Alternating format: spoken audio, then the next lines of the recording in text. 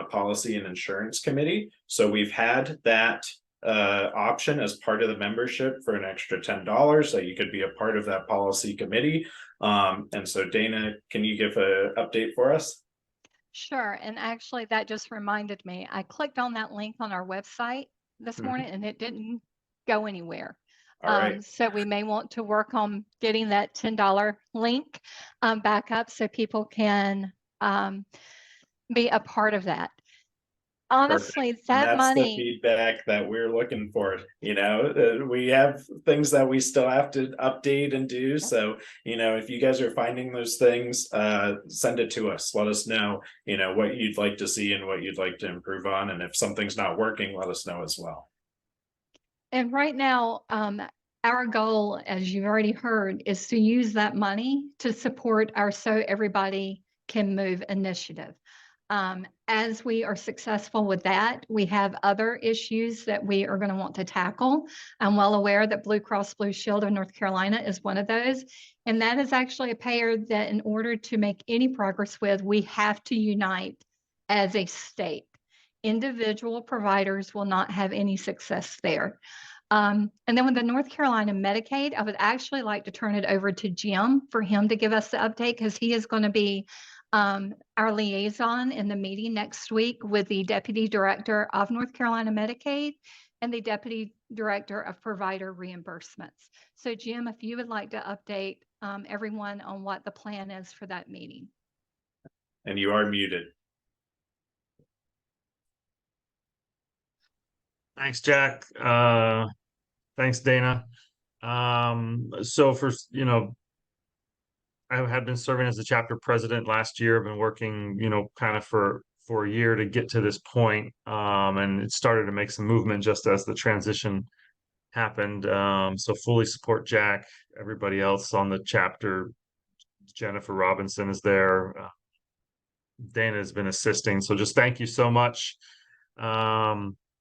So yeah, the bottom line is that Medicaid right now is like a 30% discount off of Medicare. You can't function. You can't at that level of discount. We can't do what we need to do. That's the bottom line. To make it worse, none of the PHPs are paying properly. Quite frankly, it is so bad. It's hard to fathom how bad it is. So all of these are serious pain. In addition, you notice that you don't get any secondary payments from Medicaid anymore when Medicare is primary, because somewhere in the legislation it's written that, if Medicaid's schedule is met by the primary, then they're not going to pick anything up. So that's kind of a perfect storm to just suffer. And a lot of the, especially pediatrics specific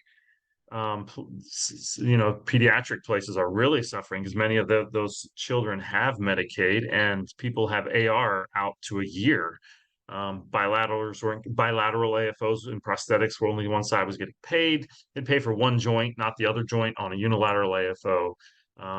They wouldn't pay for socks when Medicaid policy says they pay for socks. They wouldn't pay for 2 test sockets, but Medicaid 5B policy says they will. So just a long line of challenges going on there. And I assume that everything I'm saying is resonating with every business owner. I don't know if you want to toss something in the chat if you think we're out of line, but is that a fair assessment?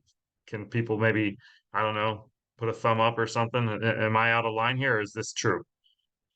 Yeah, we can invite feedback, and then also we'll have some time at the end to ask some questions and probe a little farther too, if we'd like.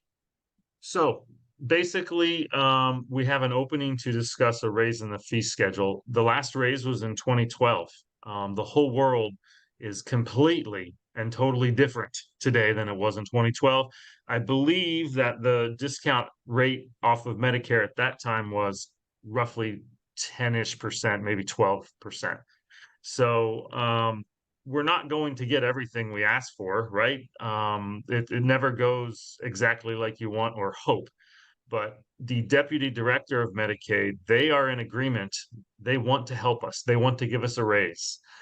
They understand the pain that we're going through. Jack, Dana, Jennifer, Jeff Smith with Hanger, Jennifer Robinson, that was with Functional Restorations. A group of us got together and pulled a bunch of invoices, and we just provided a lot of data. Dana put together some great, cost of living index stuff. And so we put all that together. We sent that letter to Medicaid. They were in agreement. So Medicaid is meeting with us next Friday. I'm just kind of functioning as a liaison since I've been going through this process for a year, hopefully I'm doing what all of you want me to do, what the chapter wants me to do. But we are going to talk to the deputy director of Medicaid, and we're going to prepare to meet with the legislature to get this increase. We would love to be at 10%. Now, there's been some discussion about what codes are commons. That has me slightly concerned because I don't want them to say, oh, well, we'll just raise a handful of codes. I'm really hoping to get at a 10 or 12% discount off of Medicare, if at all possible. And then, in our back pocket, in my opinion, we probably need to have a list of codes. If they say that's not possible, well, we probably need to keep the most critical codes at 10 or 12, meaning let's say they say, no, we're only going to move you to 18 or 15. Well, then hopefully we have a list of codes, common codes, all the custom AFO codes, custom KOs, custom KFOs, the most common prosthetic feet and knees, spinal, all that stuff that all of you do every day. And again, Jack's asking for you to give him that list. Well, at that point, we'll have to fight and try to carve out better reimbursement for those. Will we get everything we want? I doubt it. Legislatures and budgets, I'm not 100% sure how that's all going to go, but we're hoping to get some patients with Medicaid who might be willing to advocate when we get a chance to go in front of the legislature. So I don't know if anyone in the Raleigh area, I think that's where the legislature meets, has one patient, that could come with us with Medicaid, a child. I was hoping to get maybe a child and a parent and an adult and just show up and say, look, we are these people this is affecting. So that is our goal. We've started. We'll see where we get. We're going to have to, there's a lot of difficult questions. One of them being, which has me concerned, or I guess probably need to save the rest of the time for the rest of the meeting. That's okay. We can come back to this. Do you want to hear more, Jack, or what? Yeah, I think that's a good update. What we can do is I have some next thing would be just here's the letter that we sent. So that's shared with all of you guys on the screen so you can review that. I have some closing remarks and just some quick updates, and then we can come back to this. So once I finish those remarks, then I'm going to open up the floor so we can have a discussion on questions, comments, anything that anyone wants to share to the chapter or ask about the chapter. We can have this open conversation because we have a good number of people here. So let me just wrap this up real quick with you guys. So I just have a few closing remarks. If you haven't registered for the chapter yet, please do that. Check the website, put in your information, update your information, follow LinkedIn. Like everyone's been saying on this call, we're looking for that unity and collaboration. Now is the time when we need everyone in the state to be involved and at least in some level, be able to collaborate with